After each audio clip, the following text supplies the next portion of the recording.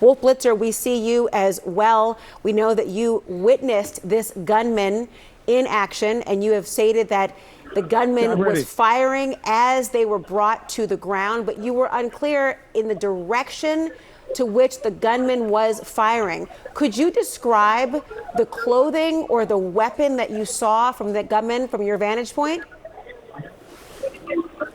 Is that a question for me? It's Wolf. Yes, Wolf. I just saw a big gun. I don't know what kind of weapon it was, and I heard the loud bangs that were going off. It was extremely frightening. I was only a few feet away. It was a total coincidence. I was walking back to the ballroom. We were on one floor above the ballroom. We had to go downstairs to go back into the ballroom. But the gunman was clearly on the secure side of the metal detectors. I don't know how he got through, if he got through, if he had been there earlier, but he was armed, he was firing, and police were there, and they were on top of him within a minute or so, and then they were on top of me to protect me as if I could have been shot too. So it was just a very frightening moment, and I'm not surprised at all that they've called off the whole evening out of an abundance of caution, knowing that at least one individual armed with a weapon had managed to get a few feet away from the door to the ballroom. He was not in the ballroom. He was outside the ballroom, one floor up, a few stairs up. But it was clearly a very dangerous situation. In a situation like that, you don't take any chances because you don't know if he was acting alone, if there were others involved with him, and what was going on.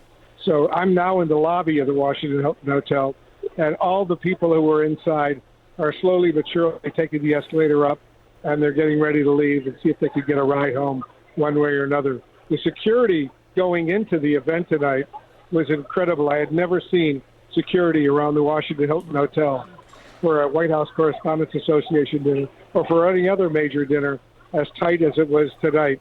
And I've been to about 30 of these White House Correspondents Association dinners over the years that I've been with CNN, and it was just very, very, very intense. And I have no idea if there were any indications that something like this could happen, but I know that security was beefing up potentially for something, and something happened. But the shots were fired just outside the door to the ballroom. The shooter did not get into the ballroom, was shooting one floor up, the stairs leading to the ballroom, and it was just enormously loud, difficult to comprehend what was going on. And I'm sure we'll be learning a whole lot more about the suspect, what was going on, if there was a motive or whatever. But when the cops saw me only a few feet away from the shooter, they threw me to the ground and got on top of me to protect me. And then after a few minutes, they picked me up and took me away to a secure room, the men's room, which was not very far away.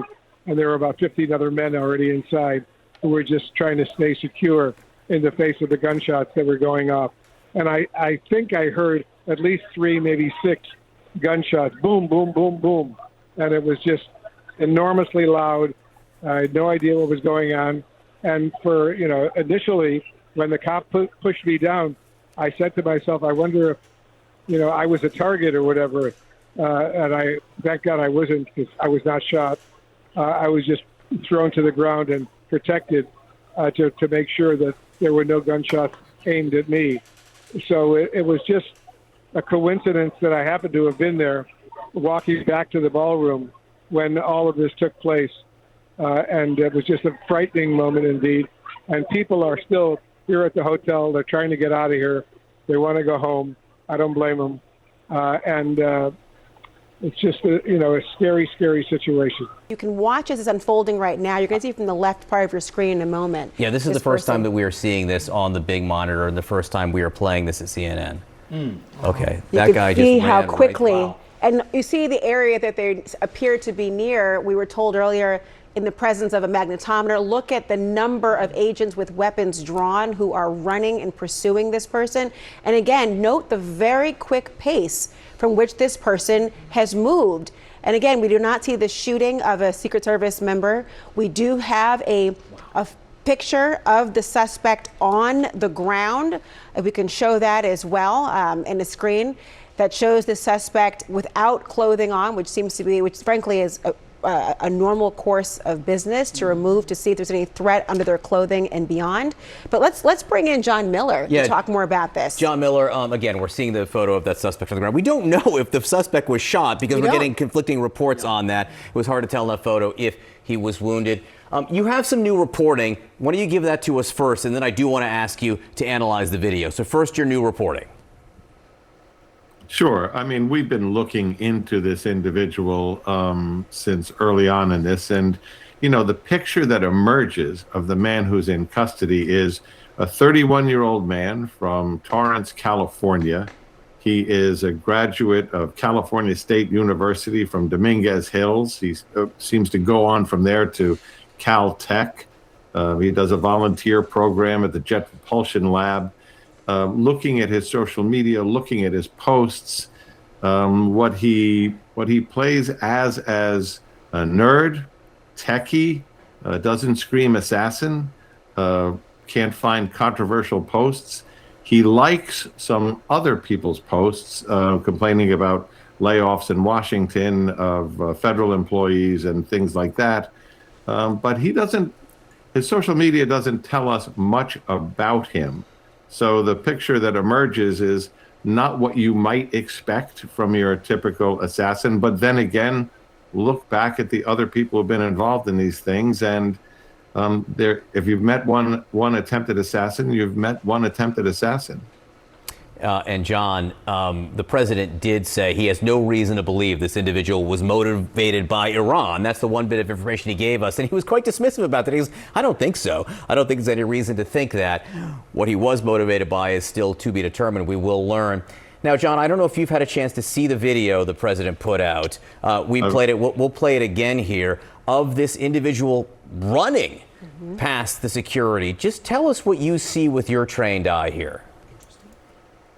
So he's running at breakneck speed, and you see the first agent who he is running towards literally spins out of the way while drawing his gun at the same time, and then shots are fired. This happens in less than seconds. These are milliseconds in terms of the reaction time. And you can see by the way they move forward and are now reholstering their weapons that he is down, which means either he was shot and wounded by that gunfire, or other Secret Service agents ahead of them out of frame tackled him. But either way, he was taken down fairly immediately after he ran by at that high speed. And I'm Jeff Carroll, Interim Chief of Police for the Metropolitan Police Department. This afternoon, this evening, members of the United States Secret Service and the Metropolitan Police Department were here at the Washington Hotel for a site detail for the Correspondent Center.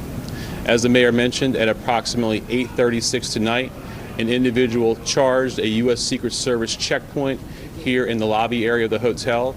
He was armed with a shotgun, a handgun, and multiple knives.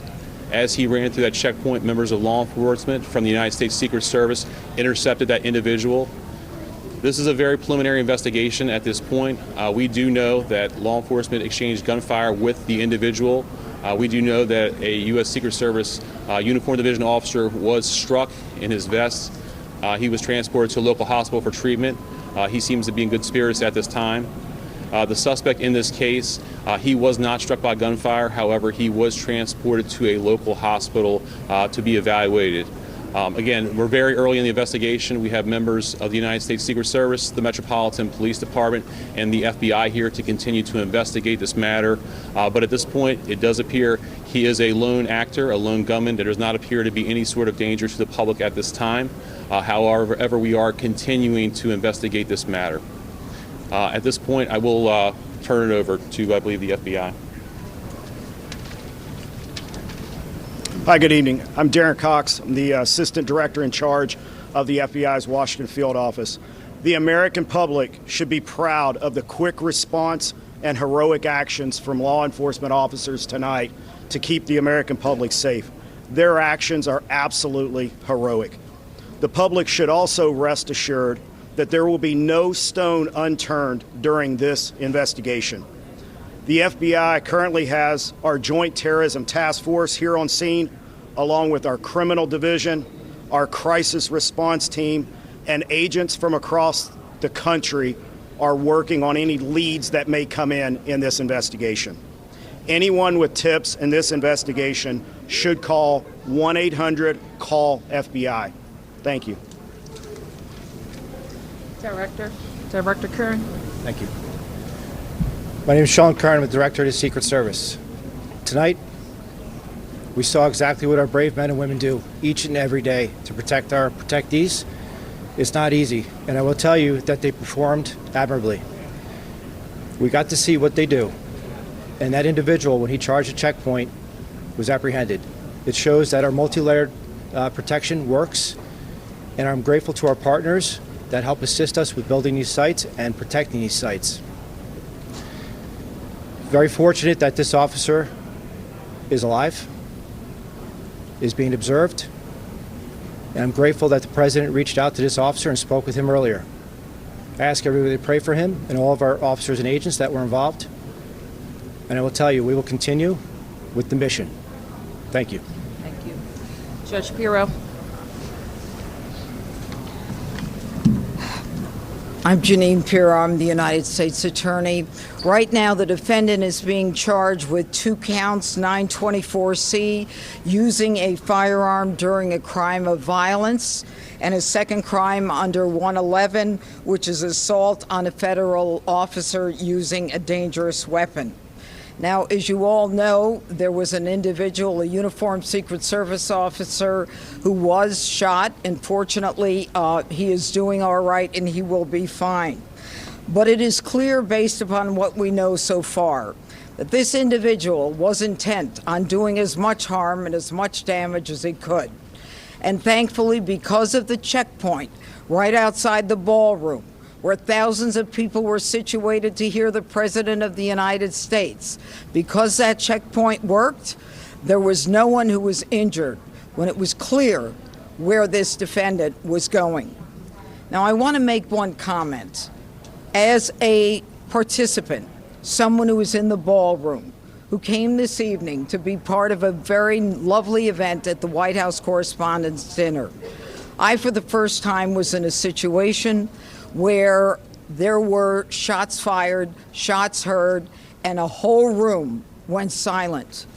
When I lifted my head and when I looked up, every law enforcement officer was out there as we all had our heads down, thousands of them. These are the men and women every day who do what they do silently, and they do it with courage and with dignity. Thank God for our partners, the FBI, the Secret Service, the Metropolitan Police. All of them tonight acted so quickly that they prevented what could have been a horrific event where we were all sitting there in one room.